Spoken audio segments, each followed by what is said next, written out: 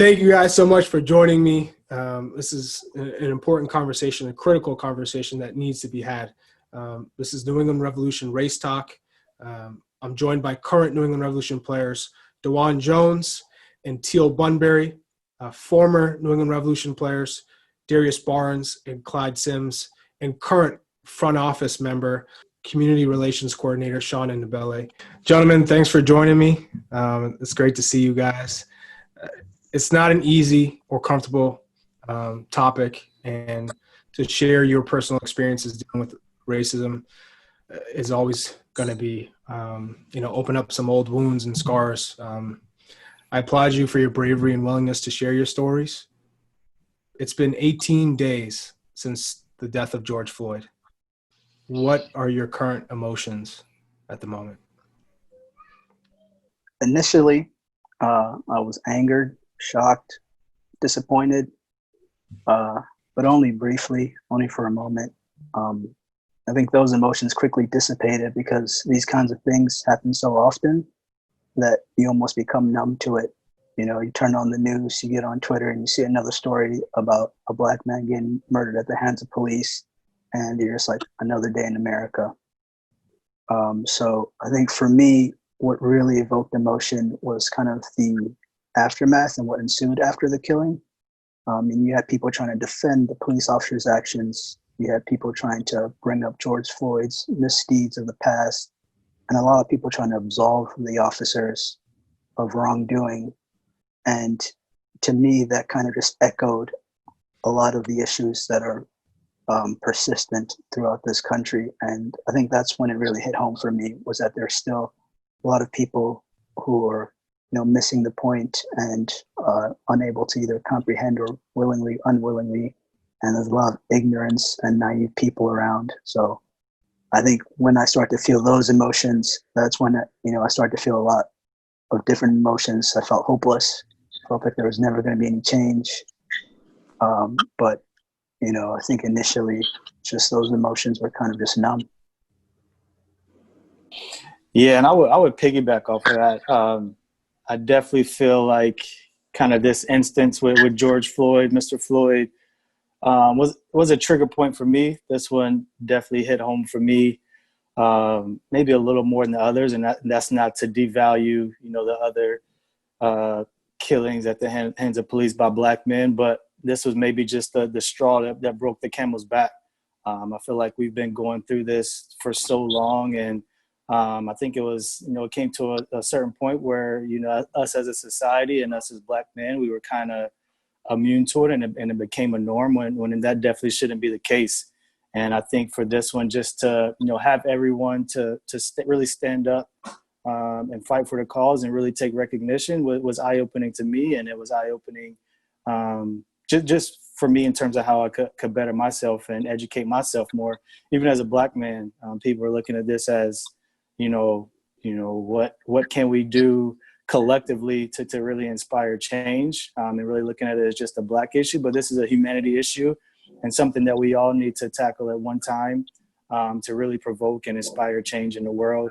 And that's really, helped me as a person try to better myself, to see what I can do. Because I know, the shoes that I walk in are different than Teal's, that are different than DeJuan's, different than Sean's, and we all have different experiences as Black men. So it's really a collective issue, and it's not, comparing apples to apples, one Black man to the next. Yeah, I love what you were just saying, D, about us being, human beings and wanting to just leave a better world for the next generations and just get a better understanding. And also for myself, just educating myself on what's been going on and how I can be a better father, be a better husband, better teammate, better friend. All those things start to kind of boil down to these, I don't want to even call them instances, but these tragic deaths that are happening. But I want to look at the positive, being from Minnesota. It was a real shock to me what had happened. A lot of family members still there, a lot of good friends that live there and close by too. But the positive that came out of this unspeakable tragedy was all the peaceful protesting, the people banding together, no matter what color they were, what creed they were.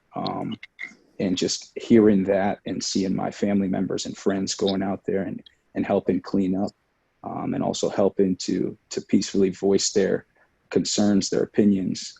I think right now what we need is to love one another and be understanding and respectful, and figure out a way that we can just better ourselves as a humanity, like you were saying. And I think that a lot of voices are starting to be heard, but I definitely want this to be something that's long lasting and something that isn't just flash in the pan where people are getting excited about voicing their opinions, but really want to continue to learn and continue to grow as a human race. I think, for me, what was so disturbing was actually happened prior to the killing of George Floyd. It was Ahmaud Arbery, and us as athletes going out for a run by ourselves. That's normal. That's the norm. It's typical.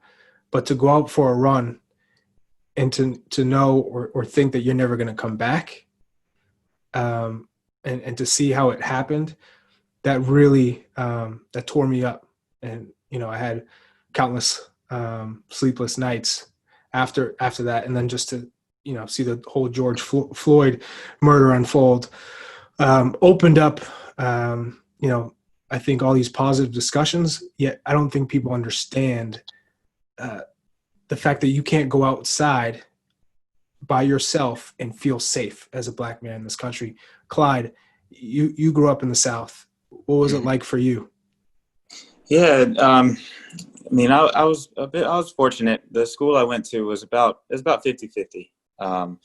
We had some other races there too, but mostly white and Black, and it was about 50-50. Our class and everyone was real close. Outside of the school, though, it was a bit different. I know Dee can attest to a lot of this, being from North Carolina as well. Playing the club games and traveling with the team. And I don't know about the rest of you guys, but I was the only Black on the team for a long time. I think we had one other at one point, but yeah, it was just me. And yeah, it's weird. It's weird. It's like you adapt. You guys know how it is. You adapt, and you're just the one Black guy on the team, and you adapt to how you have to act and how you have to be. You have little experiences where it changes you. You'll never forget those little experiences. You ask your parents about them, and my parents were great. Some of the stuff they dealt with, and the time that they grew up, they had all the I won't say necessarily the answers, but just guidance and advice. And so it was to be honest, Charlie. No, not too much different where I grew up than what I live day to day now. I'd say, and maybe some of it's me being a little bit scarred, but yes, it's not too much of a difference. DeJuan, I know you spoke publicly about your family and how much they mean to you and the values they've taught you. How did they tell you to cope with racism or deal with racism, and what racism acts of racism have you dealt with as a kid growing up? Yeah, Charlie, I would say that when I was growing up, my parents really were just instilling like those good Christian values in me, being positive and treating your neighbors how you treat yourself.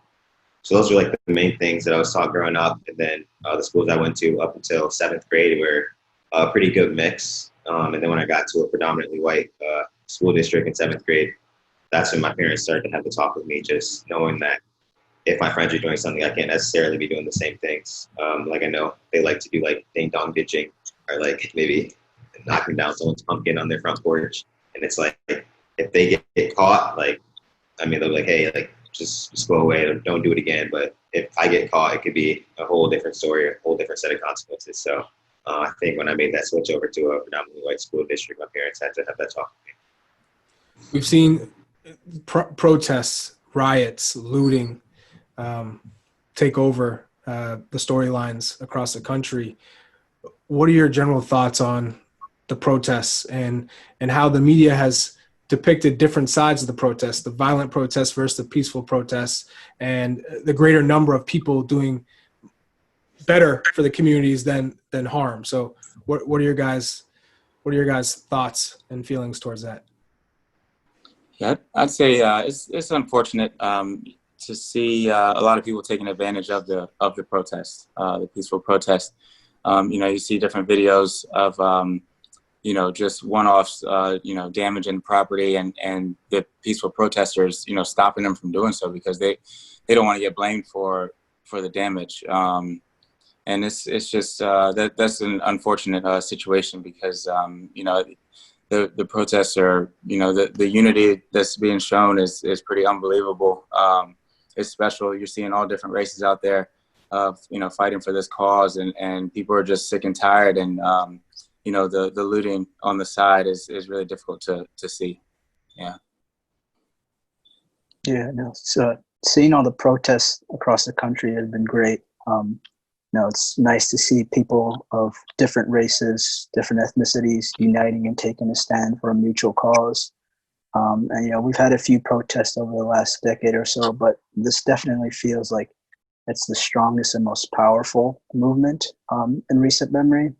And the support from around the world has been awesome too. It's difficult to get multiple nations, move in the same direction for one thing, but to see, Germany, France, all over Europe, people just getting together, and all these murals. I saw one in Syria, and they're a war-torn country that are going through the unthinkable right now. So for people to take the time out of their days to think about what's going on here in the United States and with the Black community has been very powerful. And with the riots, it's been tough to see some of those things, as Clyde mentioned, people taking advantage and kind of taking away from what this really is. But I think in 1966, Dr. Martin Luther King said, "Rioting is the language of the unheard." People have been peacefully protesting for decades now to no avail. So, I think it was only inevitable that some of this frustration of not being heard, the frustration of being oppressed, and the frustration of continuing being victimized was going to boil over. So I think some of this is a consequence of what has been going on in this country for centuries now. Yeah, and I'd just like to add, I mean, to Sean's point, it has been remarkable to see the support, globally and worldwide, how, different groups of people have come together. But it honestly shouldn't be that way. It shouldn't be that we think of this as remarkable that so many people are coming together, for Black Lives Matter. It should be unremarkable. This should be a non-thought starter. Like, we shouldn't have to, put in effort, and we shouldn't be surprised that, people are supporting each other. People of different races are supporting each other. We got to get to a place where we make this the norm, for everyone to rally around each other and for everyone to see each other as, really who they are as people, and from an internal standpoint and not from a superficial standpoint. You bring that point up, D, and I'm curious to know what you guys think when you hear someone say, "All lives matter." Of course, all lives matter, but when someone says, you say Black Lives Matter, and then all of a sudden their instant response is all lives matter. What are you talking about? What comes to mind when someone says that to you or has that reaction? I think it's a lot to do with people maybe not fully understanding when people are saying Black Lives Matter. It doesn't mean there's no preface. There's nothing coming after just trying to say Black Lives Matter only Black Lives Matter. That's not what it means. It's all encompassing, but it's to bring light to struggles of Black people, of what they've gone through, to say, hey, we have some issues and some problems that are going on. They're trying to bring some light to it. We're not saying that the white person or the Asian person or whoever you are, your life doesn't matter. We're just saying right now what we're seeing, that we're having some issues and we want to bring light to that. We're not trying to alienate ourselves from anybody else. We're trying to make it aware to people that, hey, all lives of course do matter, but currently Black lives are being kind of taken advantage of in a lot of instances. Going off that, I would say, I think I saw something yesterday and it was like Black men are 3 times more likely to be killed by the police. And it's just like the police are who supposed to call to protect us. So, I mean, 4 officers just to arrest George Floyd, which turned into a murder, like, it's just hard to even like think how that could ever happen. So like Teal said, it's like, we're not saying that all lives don't matter. Just in this instance, like, we need to have more of a focus on Black lives at this point, just so we can be on an equal playing field. Yeah, no, I think Teal hit it right on the head. It's just, I think it's a lack of understanding. I don't think people fully comprehend what Black Lives Matter really means. I saw an analogy recently in which, like right now we have the health crisis of COVID. So a lot of the health world is focused on dedicating resources to fighting COVID, but it doesn't necessarily mean that cancer doesn't matter, AIDS doesn't matter, all those other serious illnesses don't matter. It's just COVID is just ravishing the nation right now at a higher rate than those other viruses. So I think, when you look at Black Lives Matter, we're not saying like, oh, only Black Lives Matter. We're saying, no, Black lives are being ravished at a higher rate right now than most other lives. So we're also just saying Black Lives Matter as well. I don't think it's excluding anyone or it's exclusive of anything. I think when people, see that tag or say that all lives matter, that they're misconstruing things. Yeah, and I think I think this is where the educational, component comes in, just informing, and educating people. I've seen an abundance of resources out there distributed. I know interning in the league office, we've distributed a whole bunch of resources to employees just to, further educate themselves on, what's going on. Black Lives Matter on the surface, if you look at it, people are looking at it very surface level and not really getting into the initiatives, that the Black Lives Matter campaign really embodies. And when you need to really get into the nooks and crannies, into the nuts and bolts of what it is and what they're trying to inspire and the change that they're trying to provoke, I think that's where, us as humanity can really come together is educating ourselves on everything that's going on, educating ourselves on, the historical context and historical history of what's going on in this nation. And then I think that's when we can get to the crux of the problem. But I think education is key, as with, a lot of different issues that are going on in the country and around the world. When you see the clubs and players in the German Bundesliga peacefully protesting together, you guys just started training again in full training. What does that mean to you? I think that just shows unity. I mean, like we've been talking about, we're all human beings. We all have to be in this together. And a lot of clubs and professional sports teams, you get a lot closer than you would in any other kind of walk of life or any other job that you might have in a corporate setting or in offices and things like that. You get to understand one another. And I think that, in the German Bundesliga, and I think a lot of other sports teams are kind of coming together and showing their unity and supporting one another. Because everybody kind of is having to deal with this, in one way or another, and showing that unity. I think it's great. You guys just got back on the field. You're training in full. Are teammates, staff, are they going up to you and having these conversations? Are they checking in on you? What have those talks looked like, and how have they gone? Well, Bruce kind of held a meeting with the whole team and kind of brought things up to everybody just to say, hey, we got to respect one another. This is a team. We're a family. If anyone's dealing with any issues, any problems, we got to bring it to light and bring attention to it. I've had a couple conversations with a couple teammates. I'll keep those private, but it's definitely opened up conversations with teammates that maybe might have not happened before. And I think right now communicating, understanding is so important, to not just take this lightly, but to really take time. And it's okay if it takes some time for people to fully understand it.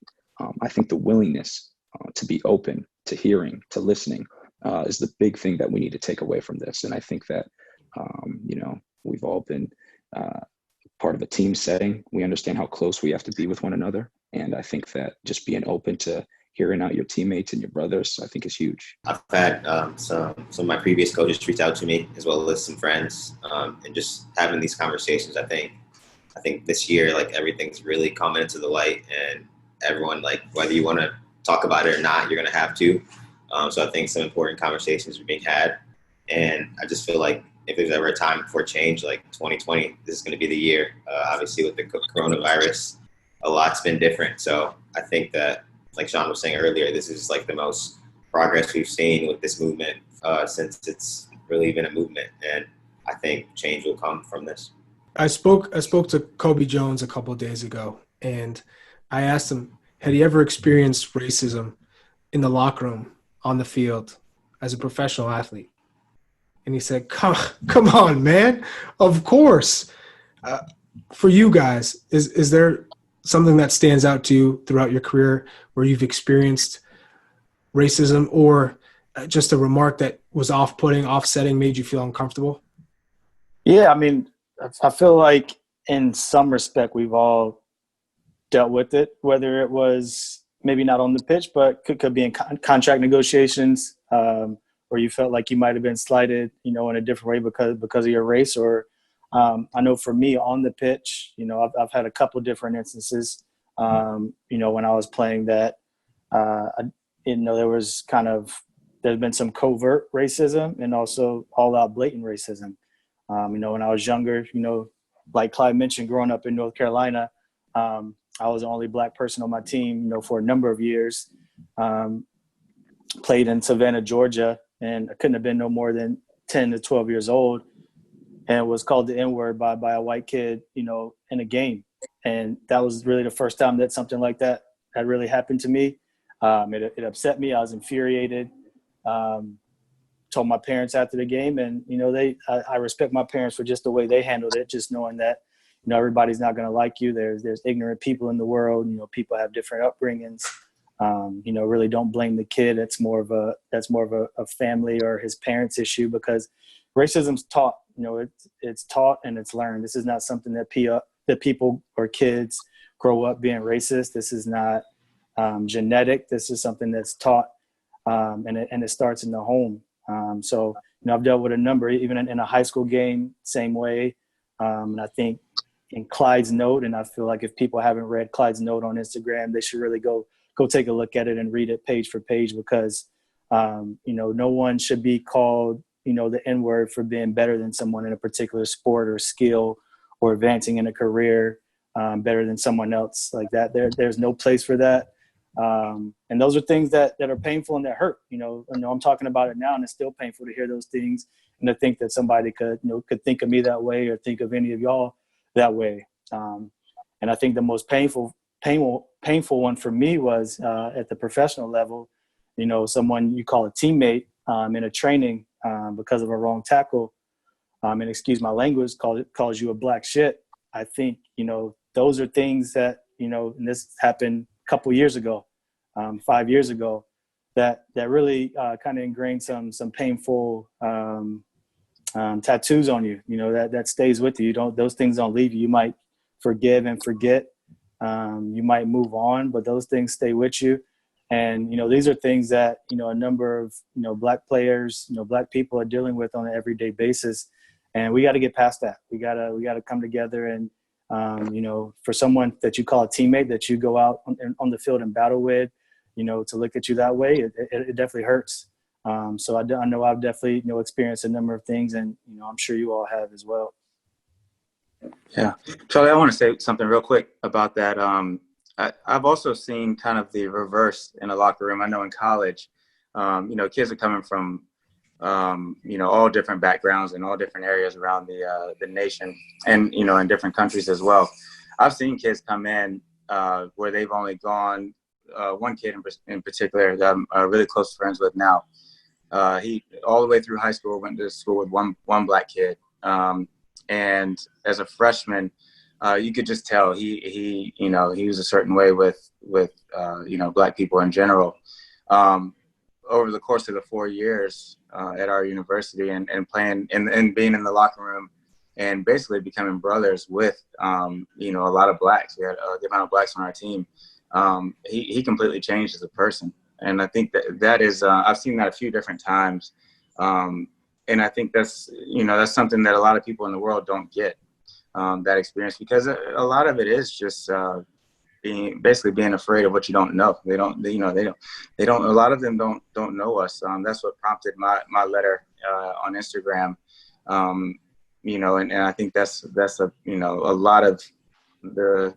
lot of what goes on, and the experiences that D had. I guarantee that kid, he just, especially at that age, didn't have any black friends, didn't know any black people, but in that locker room, we end up with a special bond that I think works works to a little bit of advantage at times as well. Sean, what about you working in on the business side of things in the front office? Have you felt uncomfortable? These are things that I think happen not only to professional athletes, obviously, but to people in the front office. Oh yeah, no, absolutely. I mean, no matter what industry you work in, it's just a microcosm of society. So the things that happen in society happen in the workplace. So, I mean, there are definitely instances where, I've felt uncomfortable or felt that something was happening because of my race. And those moments definitely happen. So I think, because for Black people, there's a lot of stereotypes that we have. And for me, as the only Black person in the office, you always have that consciousness in you to not, accentuate those stereotypes. So, always trying to make sure that you're 5 minutes early instead of 1 minute late, because, Black people have that stereotype of, they're always late. So, even if people might not have that thought initially, the moment that you're late, something creeps in the back of their head. Because as I mentioned, we're just, the corporate America is just a microcosm of what happens in society every day. So I think there's definitely instances in which, certain things might occur or be said because of the color of my skin. And I think for a lot of people, we grew up just, thick skin, just take it, move on, don't mention it, carry on as you were. So a lot of times these things persist and they're never addressed because you don't want to be the guy that's looked at as playing the race card. You don't want things to be affected because you're speaking out against certain things. So I think similar to a lot of the experiences that these guys have on the pitch and in the locker room, those experiences are also prevalent in the workspace too. Teal, what about you? I mean, I've had instances when I was probably younger with club teams, but my parents always, my mom is white, my dad's Black. Grew up in Minnesota, where majority of my dad's family lives in Canada, lives in New York, or a few other places. But so I grew up mainly around my mom's side of the family. But I always was treated with respect, and I was always told to kind of ignore any racist remarks. And for me, like Sean was kind of saying, of having a thick skin, I always kind of laughed at it, and I still do. I think it's just the ignorance of just not knowing, or like what Dee was saying, of being brought up in a family. How can you blame this kid for literally just not knowing, what life is about or what he's even saying and what he's trying to convey? So as I've gotten older, just understanding that some people are just hurting, don't know a better way to express themselves. So they revert back to whatever they were taught maybe when they were younger. So all of this stems from being uneducated in just the daily lives of what Black people might be going through, and just having a better understanding, having communications. I mean, what Clyde said of just having a teammate who might not have known any better, and having for 4 years to grow with people from a different background, you get a better understanding of who that person is. Once you get face-to-face time and an understanding of who someone is, it changes your whole perspective of a certain race or a certain whatever you might have. So for me, it's always been trying to take the positive out of everything, and just understanding that a lot of people are hurting, a lot of people are going through something that they don't know how to convey. And if we can put that time in to educate people or just have conversations, get to know people, that's going to make the world a better place. Darrius, you mentioned earlier how Clyde wrote a really powerful social media message. Clyde, could you share what you wrote for the people who hadn't had the chance to read it yet? Yeah. I can. I'd love for everyone to go read it. I mean, the purpose behind it was basically what Teal was just talking about. I know a lot of my followers and people that come to ride at the studio that I own and become friends with them, and gotten to know a lot of people, especially up here in the Boston area. And I also know that I'm one of the very few Black people that they know. You know what I mean? And I think I learned this with my kidneys. It's hard for people to relate to something that you're going through if it doesn't, unless they are affected by it. You know what I mean? Or they go through it themselves. So, like Teal was saying, a lot of people just don't, they just don't know.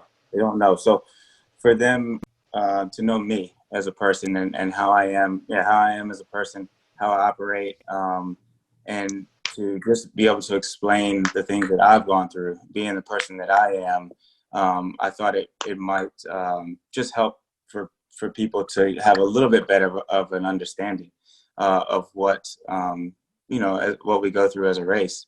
And the response was awesome. People reached out, and I think it opened a lot of people's eyes, or at least started a conversation. And that was the purpose behind the post. Well, you built your own business. Mm-hmm. How did you find that process?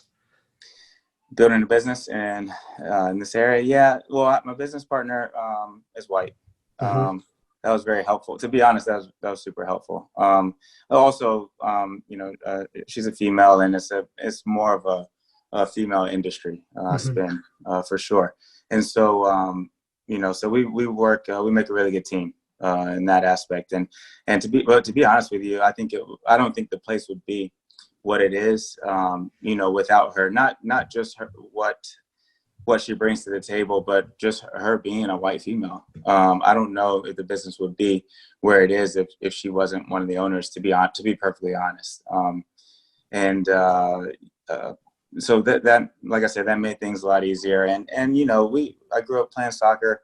I'm used to being one of the few Black people around in any setting. I grew up on teams, right? And so forming a team of people that different race was, I wasn't forming the team when we were on, growing up playing soccer and professionally, but I've seen it done. I've seen what good coaches do, what good managers do, what bad managers do, and so just use those tools to help build the business. But I will definitely say that Megan's part in the business, I think, has definitely made things easier. Being a partially Black-owned business. Yeah. Yeah. And that's the reality for a Black man trying to build his own business, which also I think signifies the situation that we're in right now, the current state of the country that needs reform desperately. Teal, DeJuan, you're back in training. Having processed everything over the past couple of weeks, are you able to focus and just play the game and kind of use that as a release, or is it hard to keep concentration, and is that distraction just pulling you away from your performances? I don't think it's distracting us. I mean, I guess I could just speak for myself. I think, I don't know if it's necessarily a release, but I think all of us at some point in time as youth use soccer as whatever was maybe going on in your daily lives as an escape, maybe if it's family issues, if it's problems at school, a girlfriend problem, whatever those issues might be. It always seemed like soccer practice, soccer games, you're carefree and you're not thinking about those things. So it could potentially be that right now, but I think having, this something I'm so passionate about, and being able to go out there and kind of get back to what I love and enjoy, and to do that and try to glorify God in all that I'm doing. I think that continues to bring joy to me. So even with this pandemic, and so it is a lot, mentally going on, but I think being able to go and be in the locker room with your teammates is really helpful. Kind of going off what Teal said, for me, when I step on that field, I just love to get fully immersed in the game. Every practice, you got to bring your all. So really just focusing on what's in front of me at the moment. But as a Black male, obviously, these things, even if we're not thinking about them, we always kind of have to be conscious of them just because of the color of our skin. But yeah, soccer, I would definitely say it's been helpful just to kind of get back to a little bit of norm for us as players. And then, like I said, just to be fully immersed in it and just enjoying it as it is. Over the years, we've heard Fenway Park, baseball players going to Fenway Park, Black players on opposing teams and getting called the N-word. Gillette Stadium, over the course of the time I've been going to games, playing for the Revs, working for the Revs, I've never, one, felt it or heard racism from our fans. What do you guys think of the support and the fight for equality from the Revs fans being I feel they are just focused on spreading the word of being inclusive and accepting everyone, just like our game is. And that's why one of the reasons why I love my game, love the game we play, because, 1994, I went to my first soccer game at the old Foxborough Stadium, which was South Korea, Bolivia. I had never heard of those countries. I'd never seen people from those countries, yet the power of unity inspired me. And it pushed me to play the game because I felt like I'd be accepted. Can you talk about the New England Revolution supporters and what they've meant to you guys? I think it's been great. I mean, I've never felt any form of racism or any negative, fans might get a little upset every once in a while. I think that's normal about just, watching the sport, and they'll try to have a go at you, but that's just because they're passionate and whatnot. But I think it's great. I think our sport is the world's game. It's all about being inclusive. Anybody can play it. And I think definitely at Gillette Stadium, I've always felt the love. I can attest to that as well. It's my second year. I haven't had the second year in Gillette feel yet just because the coronavirus, but my first year, everything for the fans was always positive. I never really felt any type of way because of the color of my skin. I don't think anyone really came for me or said anything reckless about anything like that. So supporters have always been there, always been supportive. And then I also made a post and just kind of explained my point of view of how I saw things, and a lot of the supporters were very encouraged by that and supportive of that. So I was really encouraged to see that. Yeah, and I also think, I think Sean's shirt says it all. Soccer for all, right? This is a global sport. All are welcome.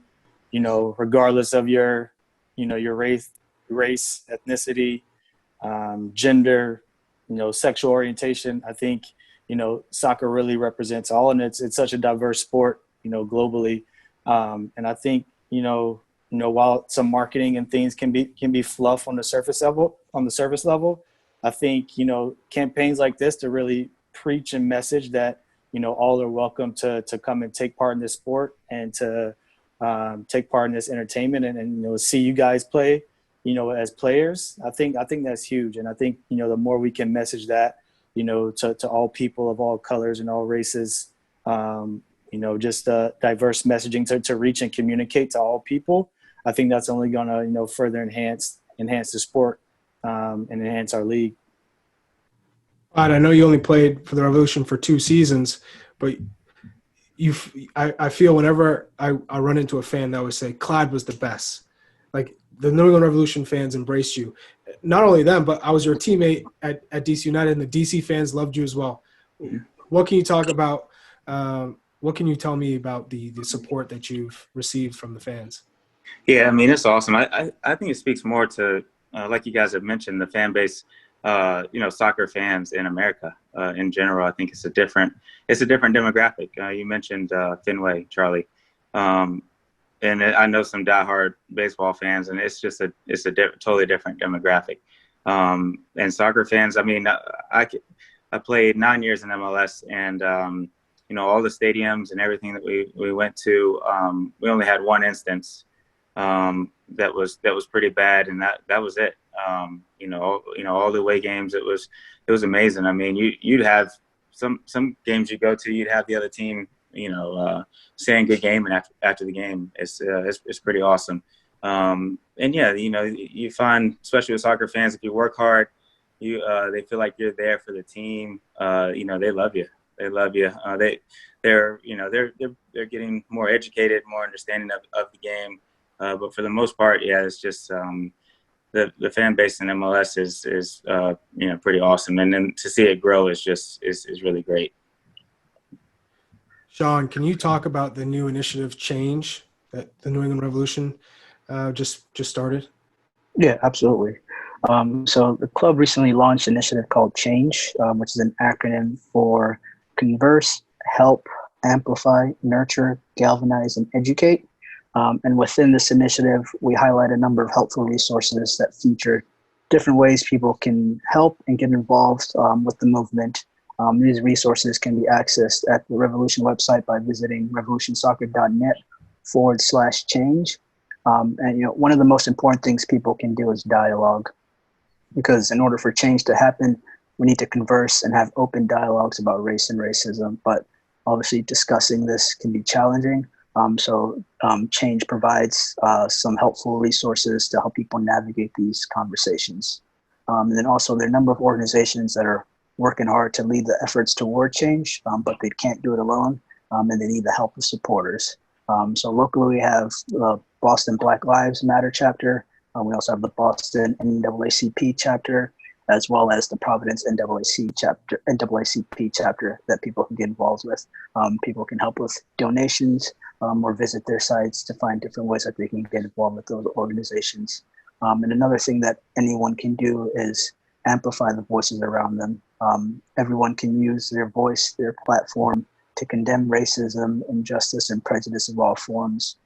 So I think a lot of people are trying to find different ways in which they can input their voice in things, but one of the big things is to find prominent Black voices that you can help support and amplify. I think, simple things like even reposting things that Clyde and DeJuan are posting on social media is a great way to get involved in that as well.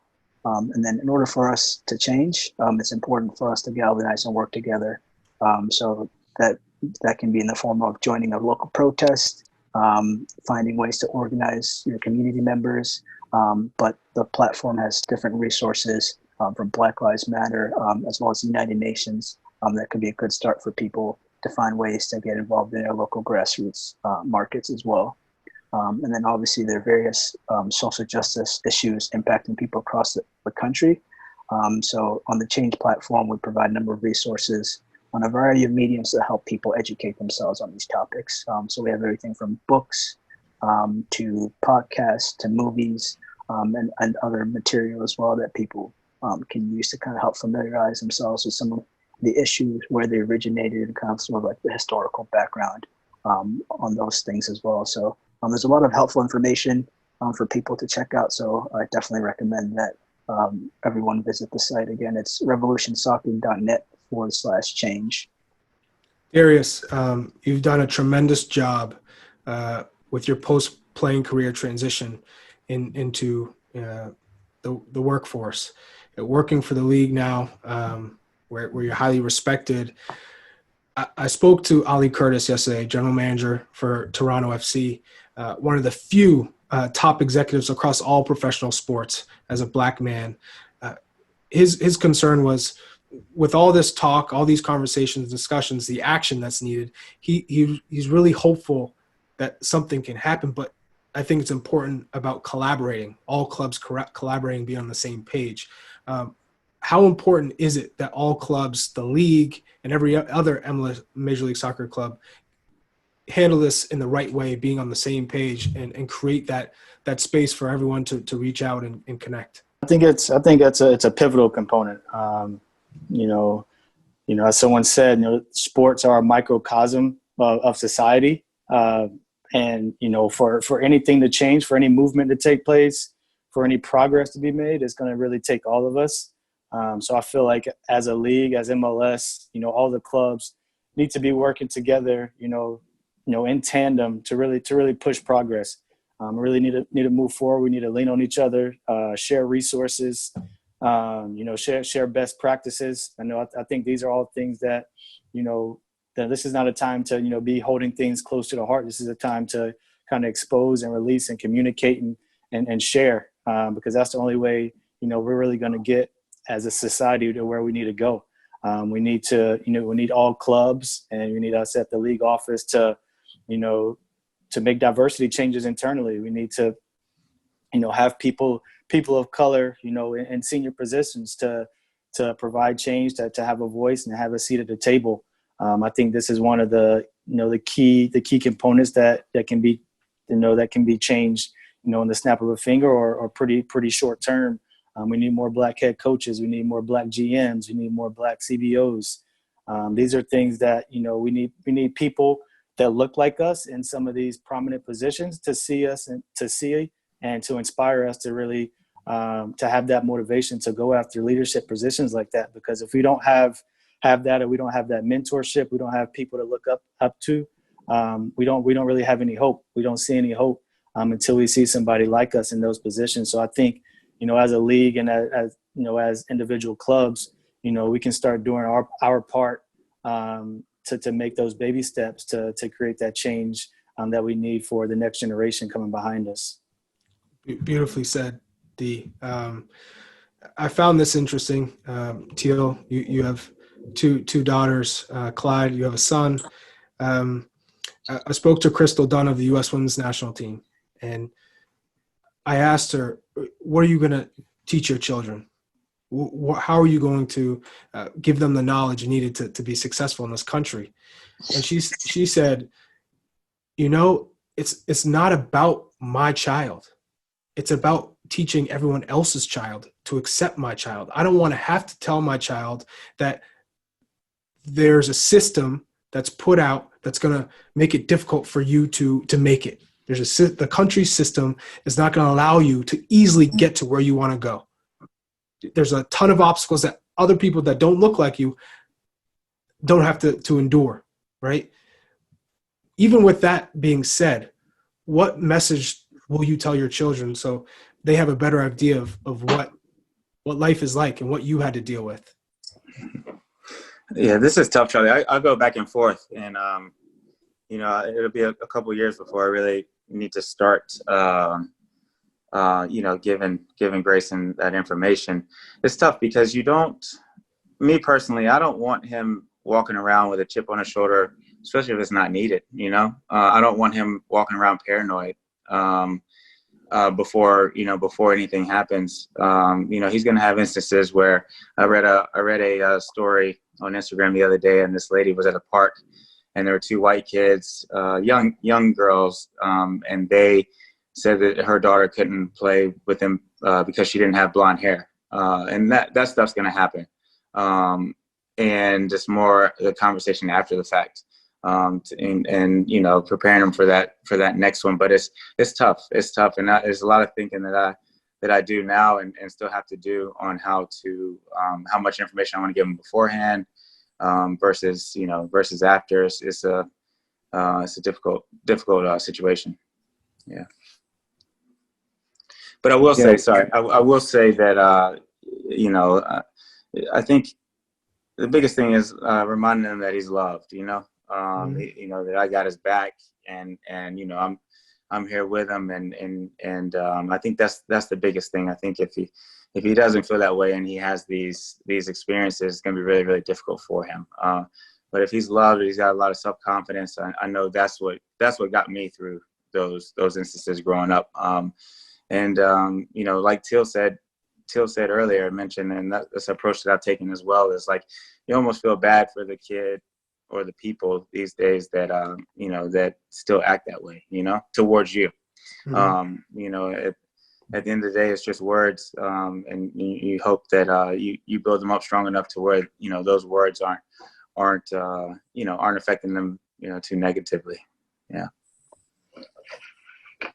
Yeah, well said, Clyde. I mean, for me, I have two little girls, Sienna and Shay, and they're too young right now. But I don't know. It's tough just being a parent, as you know, Charlie. Raising kids is it's not easy, but it's the most rewarding thing in life for me, anyways. But the biggest thing, I think Clyde just said it, is showing them that they're loved and to try to love one another. And that anything they put their minds to that they can do.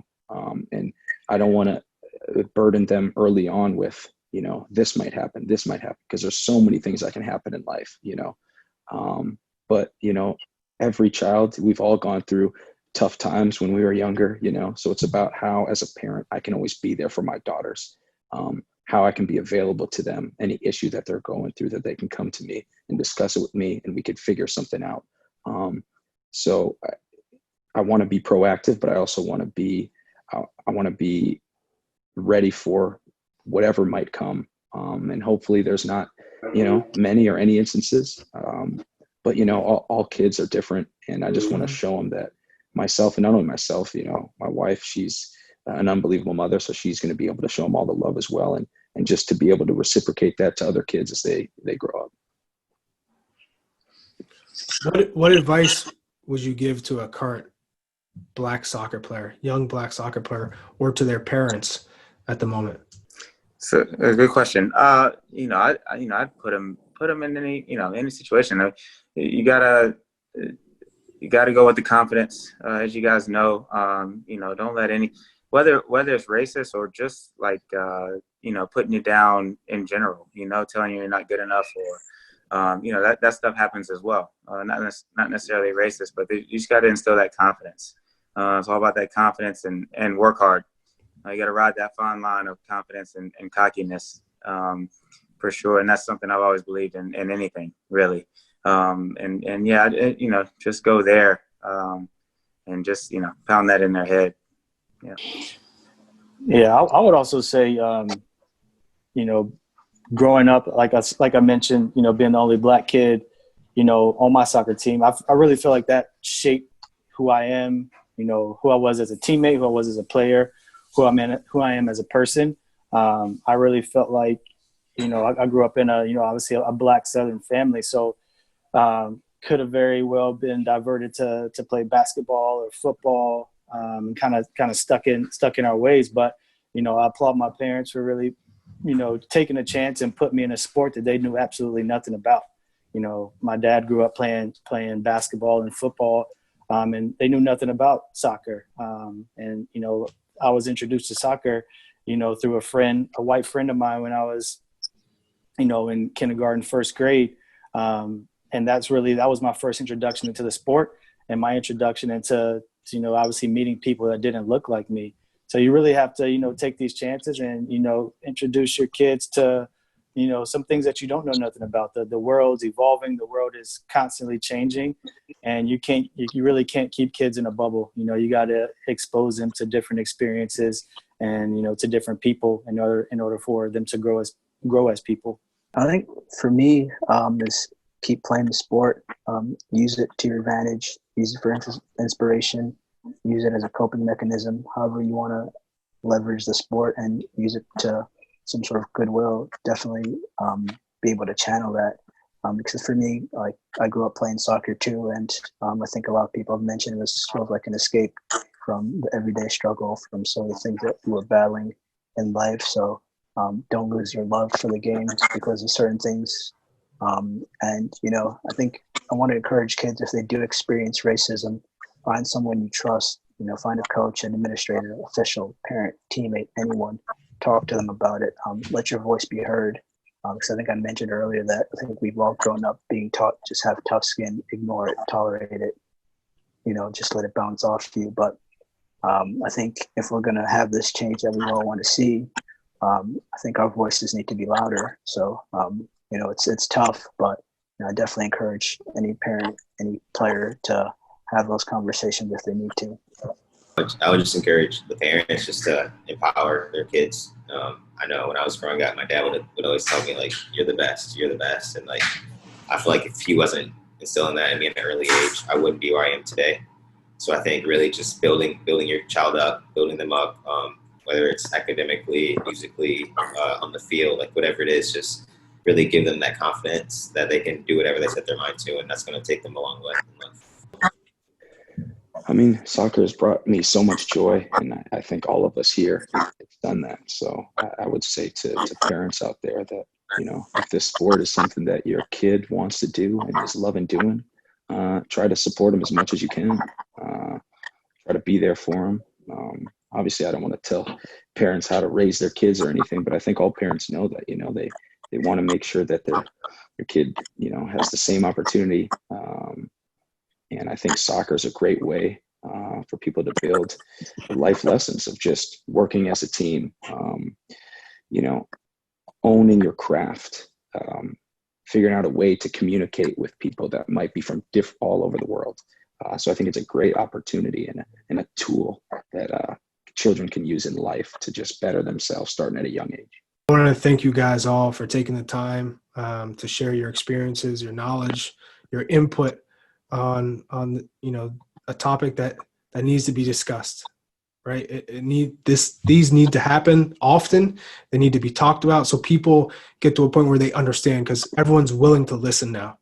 You have a platform where you can hopefully inspire and educate and also bring people together. So I thank you so much for spending part of your day with me, and hopefully your words will strike true and bring some change, bring some positive conversations, and hopefully impact the community. So thank you so much. And I hope you guys have a great weekend.